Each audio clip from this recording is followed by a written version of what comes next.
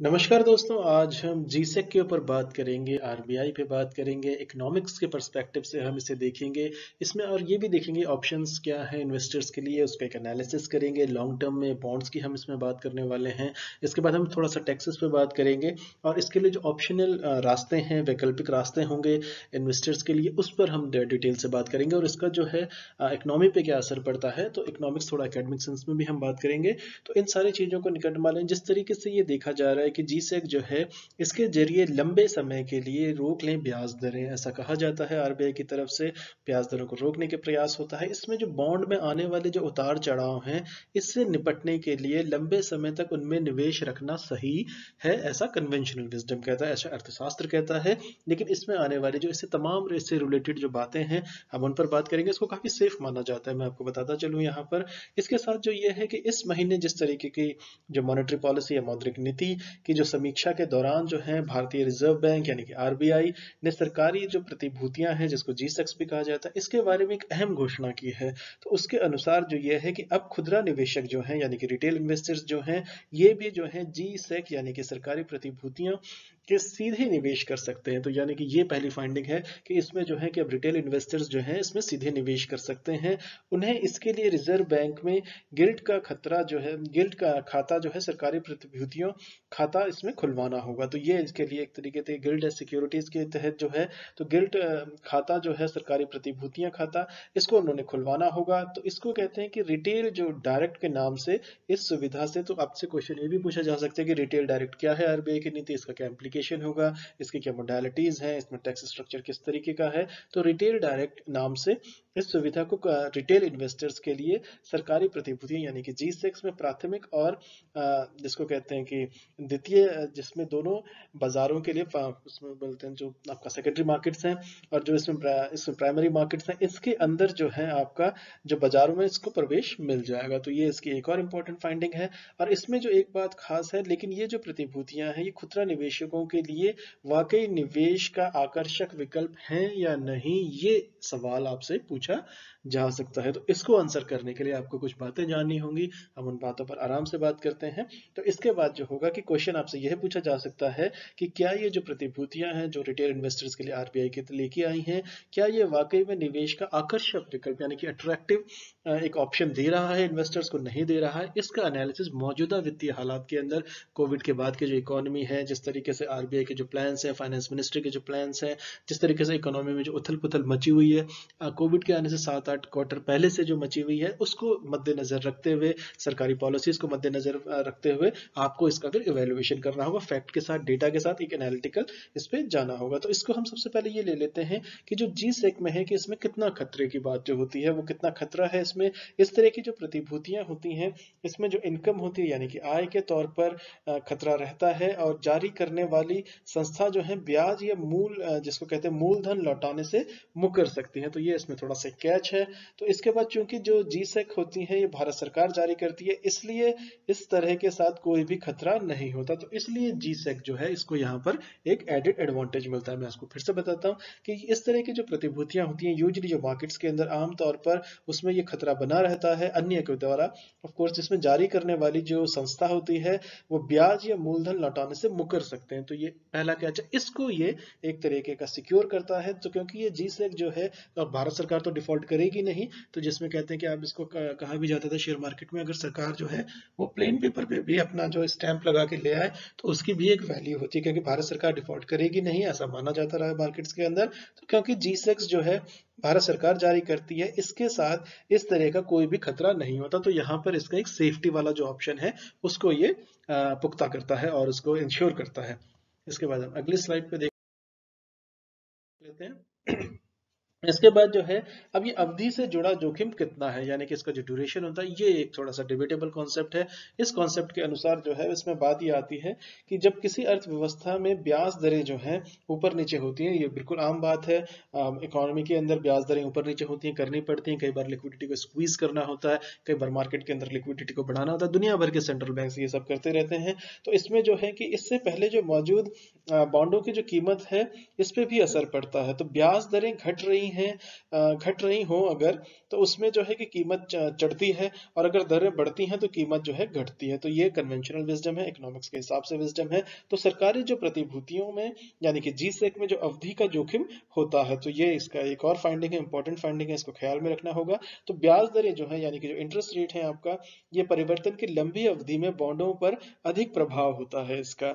तो क्योंकि अब इसमें जो है कि कई सारी सरकारी बॉन्डों की अवधि जो कंपनियों के बॉन्ड से अधिक होती है, इसलिए ब्याज की दरें इसमें घटती बढ़ती कम हो जाती है। तो इसको जैसे कहते हैं कि बढ़ने पर इनकी जो कीमतें कम हो जाती हैं।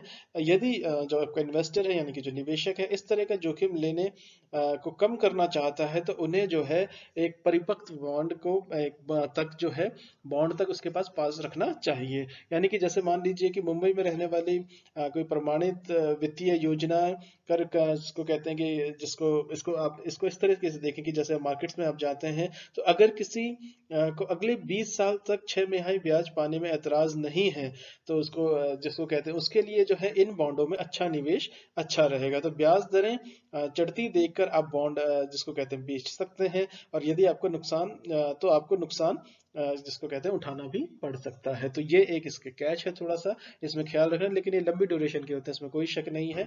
तो उसमें जो है कि आपको थोड़ा सा इंश्योर भी करते हैं, लेकिन ये थोड़ा सा आपको यहाँ पर थोड़ा सा खतरे में भी देते हैं, कई बार जो है उतना एक्सपेक्ट नहीं किया जाता है।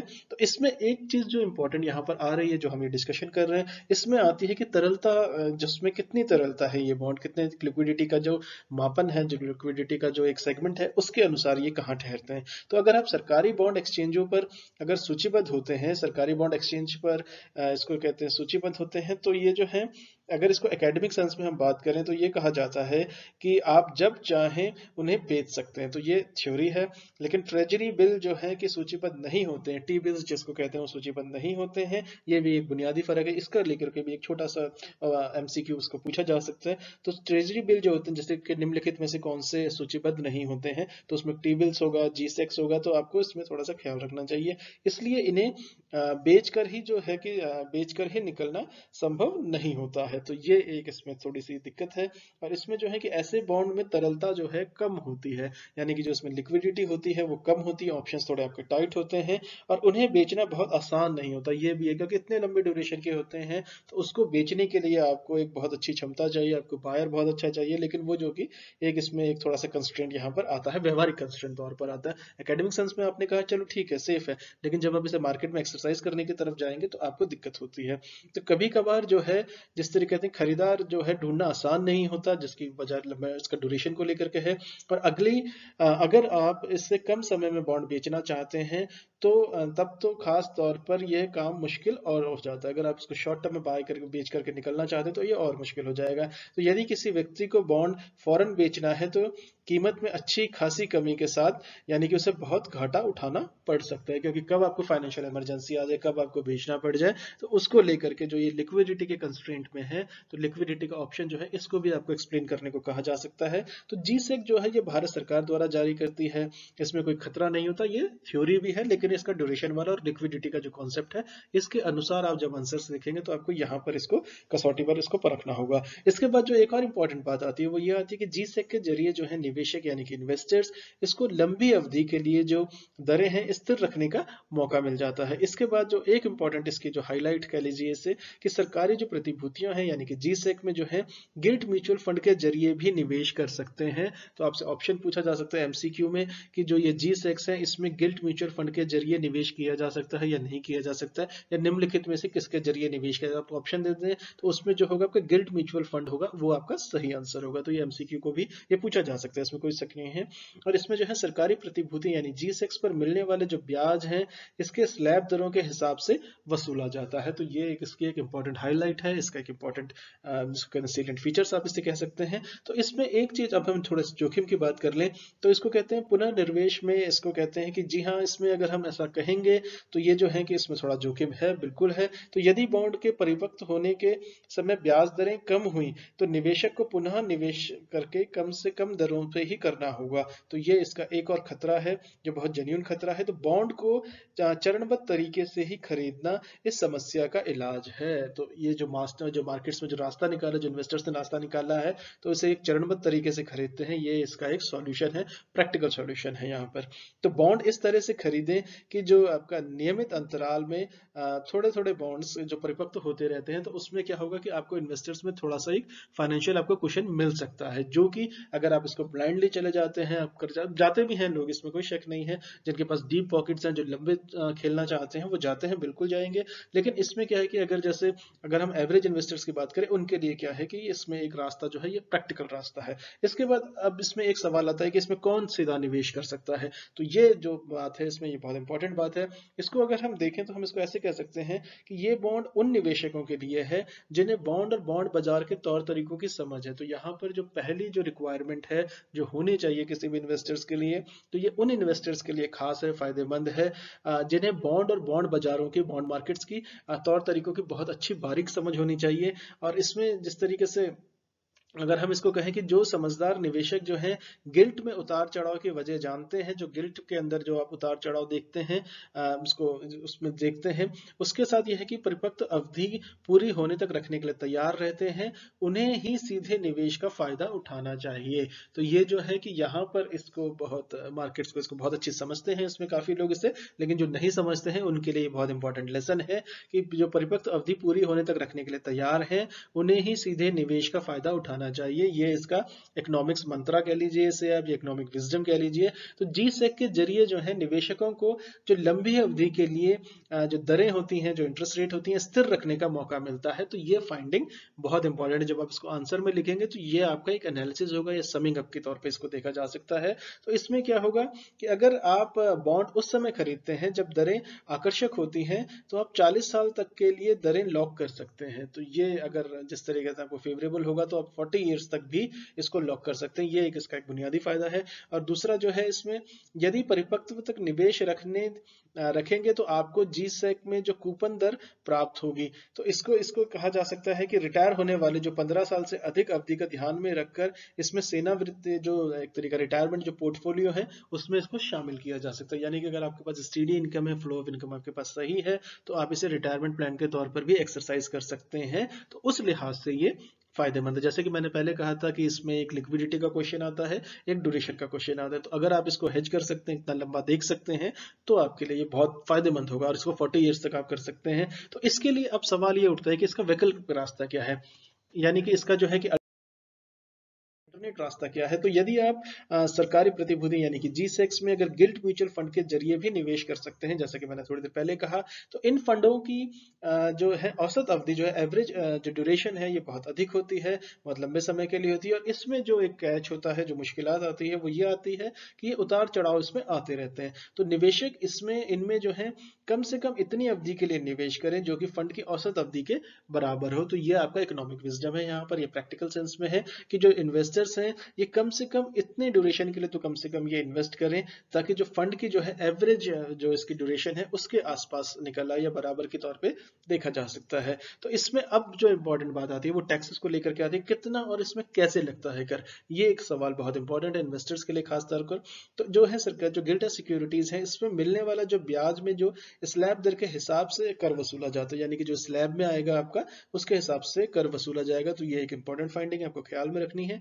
और इसके बाद जो है कि 12 साल के बाद जो इसको बेचा जाए तो फायदा लंबी अवधि का माना जाता है, यानी कि उसको लॉन्ग ड्यूरेशन उसमें ऑटोमेटिक ऐड हो जाएगा अगर ये 12 साल के बाद आप इसे बेच रहे हैं। तो उससे पहले बेचने पर इसको कहते हैं ये शॉर्ट टर्म का लाभ रहता है। तो आपसे क्वेश्चन पूछा जा सकता है कि इसके अंदर जी6 के अंदर जो है जब आप इसको बेचेंगे तो आपका लॉन्ग ड्यूरेशन और शॉर्ट ड्यूरेशन का क्या है। तो आप इसे ऐसा भी सोच सकते हैं, मैं हल्के तौर पर कह रहा हूँ कि इसे कुंभ के तौर पे देख सकते हैं कि 12 साल के बाद अगर आप चले गए तो ये जो आपका बनेगा आपका इसको लॉन्ग टर्म हो जाएगा, इससे पहले जो आपका शॉर्ट टर्म माना जाएगा टेक्निकल सेंस के अंदर। तो उससे पहले बेचने पर इसे अल्प अवधि लाभ कहा जा सकता है। तो इसमें जो एक इंपॉर्टेंट चीज आती है तो यह है कि दीर्घावधि लाभ पर अगर इसमें इंडक्शन के बगैर अगर 10% का कर वसूला जाता है, जिसमें कहते हैं कि 10% आपका टैक्स वसूला जाएगा, और अगर आपका शॉर्ट टर्म ड्यूरेशन लाभ पर जो व्यक्ति से कर स्लैब के मुताबिक लिया जाता है। तो ये एक बहुत इंपॉर्टेंट फाइंडिंग है। ये क्वेश्चन को घुमा के आपसे एमसीक्यू में पूछा जा सकता है, खास करके सिविल्स के अंदर। और इसके बाद जो है कि गिल्ट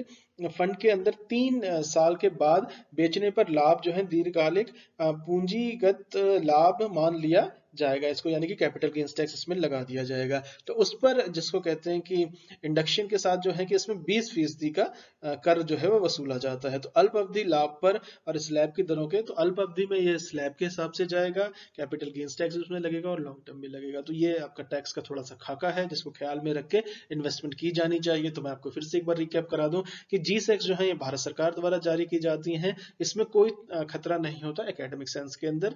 और इसमें G-SEC और ड्यूरेशन लिक्विडिटी की बात हम कर चुके हैं, टैक्सेस की बात हम कर चुके हैं। तो इसके साथ साथ जो G-SEC के जरिए जो निवेशक हैं इनको लंबी अवधि के लिए दरें स्थिर रखने का मौका मिल जाता है, ये इसका एक बहुत बड़ा सेलिएंट फीचर है। और सरकारी जो G-SEC जो है सरकारी प्रतिभूतियों में जो गिल्ट म्यूचुअल फंड के जरिए आप इसमें निवेश कर सकते हैं। तो ये ऑप्शन है और ये रिटेल इन्वेस्टर्स के लिए खोल दिया गया है। तो सरकारी प्रतिभूतियों पर मिलने वाला जो ब्याज में स्लैब दर के हिसाब से कर वसूला जाता है। तो अगर आप ये 4 प्रिंसिपल्स या 4 पिलर्स के आप याद रखें, ड्यूरेशन और लिक्विडिटी का कॉन्सेप्ट आप समझें, तो आप इसको समझ सकते हैं। और ये उसी में जाना चाहिए जो बॉन्ड और बॉन्ड मार्केट्स को बहुत अच्छे से समझते हैं, तो उनके लिए ये बहुत फायदे का सौदा हो सकता है।